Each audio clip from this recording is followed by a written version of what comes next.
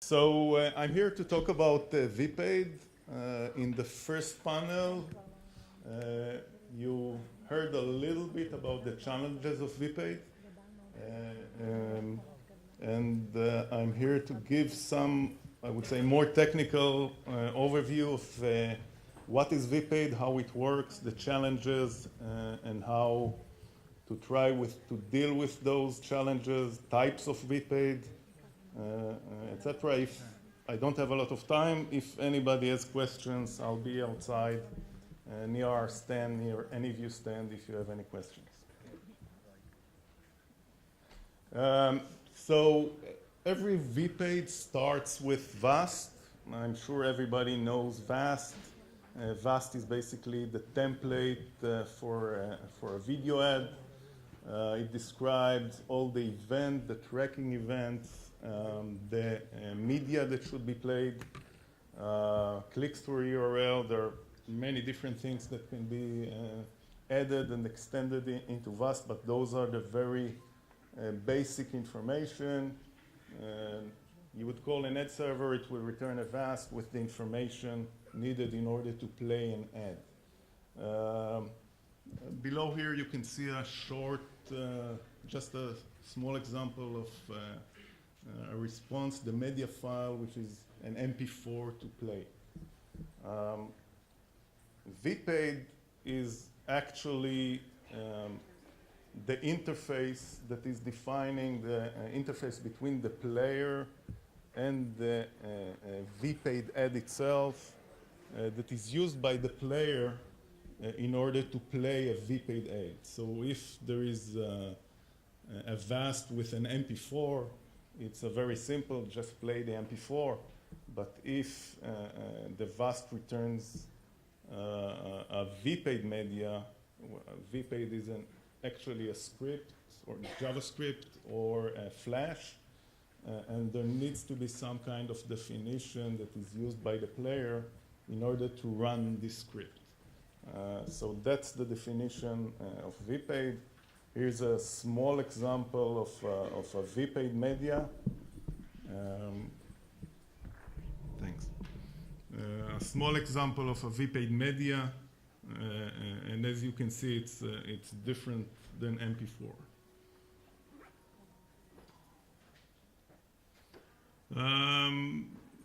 Talking a little bit about the auction that takes place in a web page. The player will call all the VAST links that it has in the waterfall. Sometimes it will return a wrapper, which is just a link to another VAST call, so it returned to the beginning. Video media, as I said, it's very, very simple. If you get an MP4 or any other video media, it's very simple. You can just play it. And if it's a VPAID media, this is where the challenges begin, because you cannot know for sure.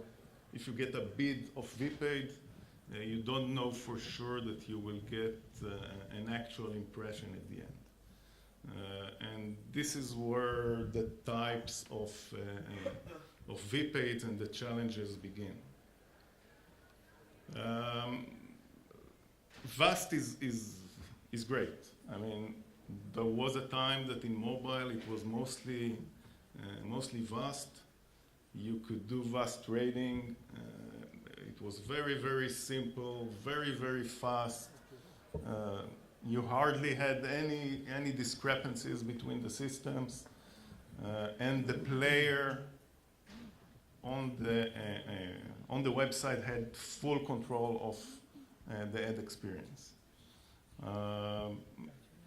But then VPAID came in. I can say that from 2 years ago till now, most of the TSPs switched to VPAID for different reasons. First of all, the advertisers wanted more control. There was a lot of fraud in the industry. With VAST, it's very easy to cheat, very easy to do fraud, because the player or the supply side has full control. So one of the reasons to switch to VPAID were actually the advertiser or the DSP is controlling the play experience or the decision whether to play or not. This is one of the main reasons to switch to VPAID. Rich media ads is another example or reason to switch to VPAID. You want to validate the viewability. We talked about viewability in the first panel. If you want to validate that and not to trust the player that actually the ad is viewable, you have to use VPAID, or the DSP must use VPAID. Otherwise, there's no way to know if the ad is actually in view or not. And of course, ad managers. Many VPAID today are actually ad managers. So you will get a VPAID response, and actually the VPAID will run its own waterfall, its own auction. So in theory, you can have one player running multiple VPAIDs. Some of them will be ad managers that will run their own waterfall, another level and another level. This could be very heavy on the website. And you see this more and more today. You open a website, and if you open the network tab, you will see hundreds and thousands of calls happening in the background before you even see one impression or one video. And the challenges that we'll talk about focus on the time it takes and the latency. This is something very important. The latency it takes if you want to integrate everything with viewability, if you want to show an outstream ad at a certain place in the website. There is a real challenge with some of the VPAIDs, a lot of the VPAIDs, to do it today. So VAST flow was very simple. You got the VAST, the XML, you had a video in it, you know that you're ready to play it, and you just play the video. It's very simple. With VPAID, the interface adds a few more phases that takes time. You need to load the VPAID code. It's another script that you need to load from another server. First you call, the first API you call is init_add. Init_add is meant to prepare, or in the initial standard of VPAID, init_add is meant to prepare the ad to play. The goal of init_add is to do all you have to do. If you have to call another ad server, if you run a waterfall, the idea in init_add is run your waterfall in init_add. If the VPAID will return ad loaded, it means that the VPAID is saying that it's ready to play an ad, or at least that's what it meant to do. Next step is to call started. With started, the idea is to actually start playing the video. And then you'll get an impression, and great, the video is playing. Well, all that is theory. In practice, there are a few types of VPAIDs, and this is where it starts to be more interesting. Well, good VPAIDs are actually VPAIDs. Usually those VPAIDs could be direct campaigns that use VPAID just for rich media, or DSPs that have a bidder that will return an ad. And here, those servers will respond with a bid only if they know for sure that they have a video to play. This is great because this is very similar to VAST. They'll probably use init in order to validate the supply, validate that the ad is viewable. They will validate that the domain is the actual domain that was declared in the auction, and additional things. So all this validation is relatively fast, and those VPAIDs act in a very similar way to VAST. And those VPAIDs are usually considered good, fast, reliable, and I wish we had more of them.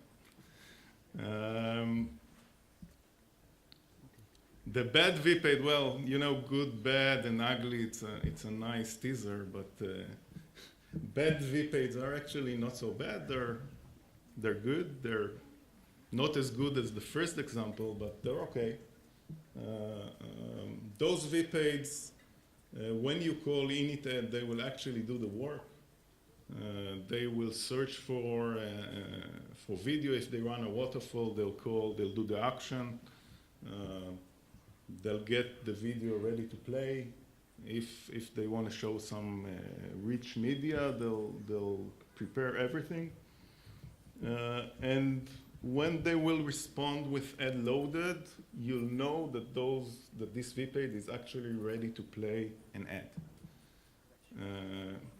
So imagine a website, you want to do an outstream video, you want to do some header bidding, so you'll run the waterfall, you'll call your VPAIDs, you'll get a bid, you'll call init ad, the VPAID will do the work, you'll get ad loaded, and you know that now when the user is in view of the actual spot of the ad, you can call start ad, and the ad will immediately start playing the video.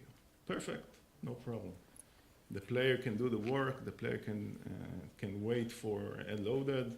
If it gets ad loaded, user scrolls, calling start ad, great user experience, no problem.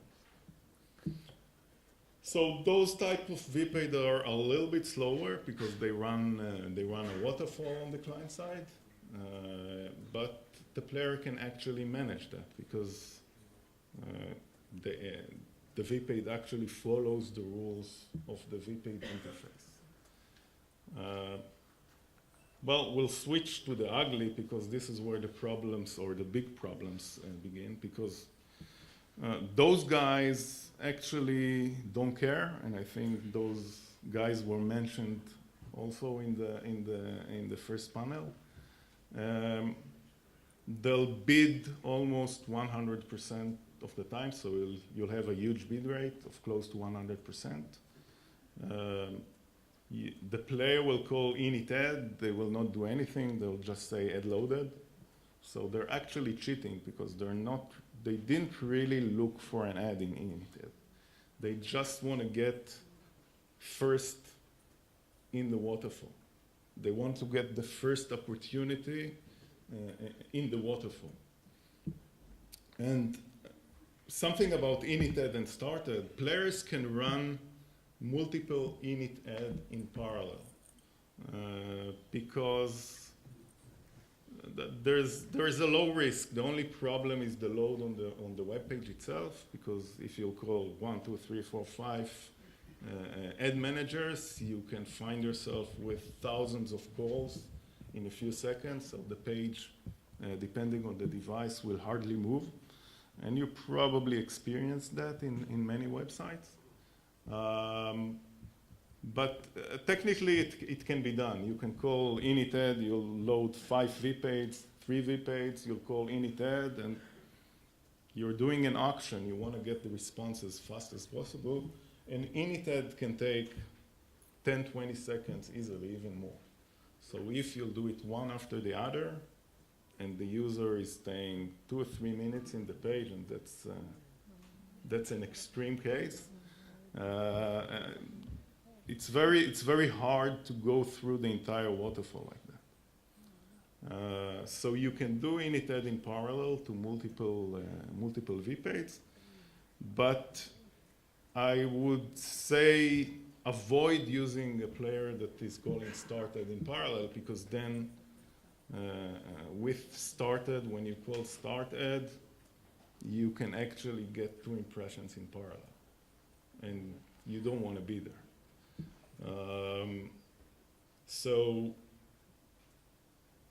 this is where the ugly thing and the ugly VPAIDs get in, because in initted they will not do anything, and in started, if the VPAID is called with started, the VPAID should be exclusive in the player, meaning no other VPAID is running start add in parallel.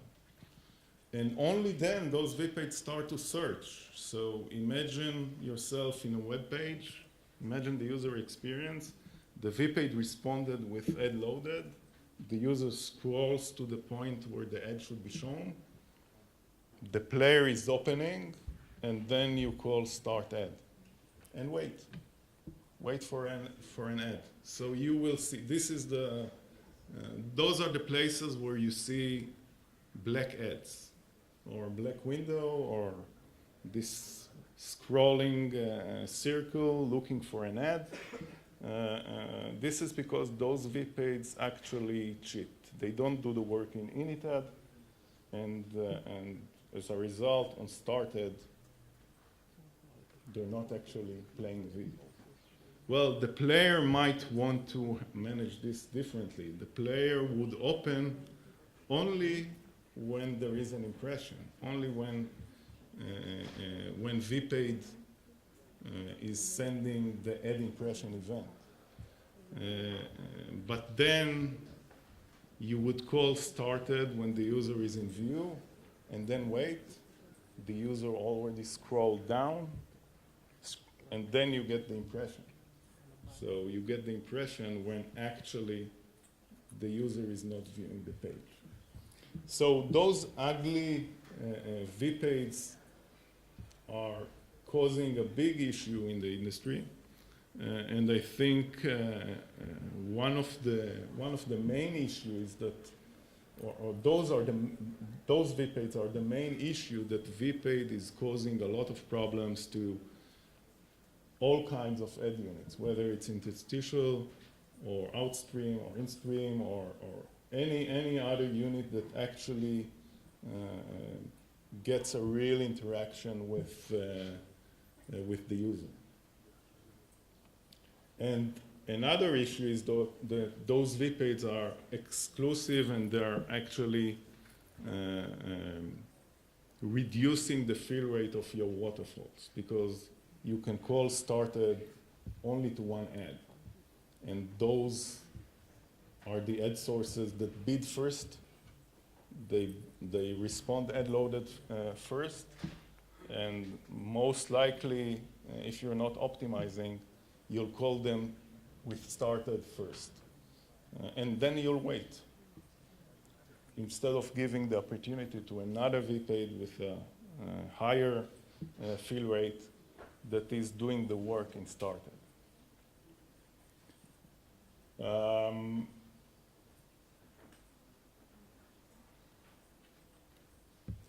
So the timing and the load time of those VPAIDs are a very big issue.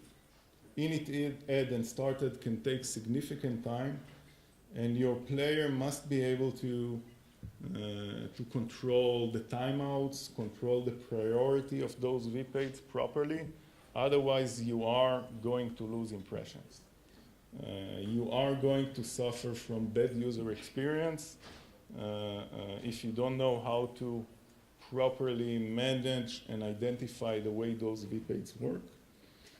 I would say that I think that in order for in-stream to get, or outstream to get more mature, I think the VPAID standard must also get more mature, and I think some kind of validation and certification should take place in order to make sure that the VPAIDs in the waterfall will behave properly.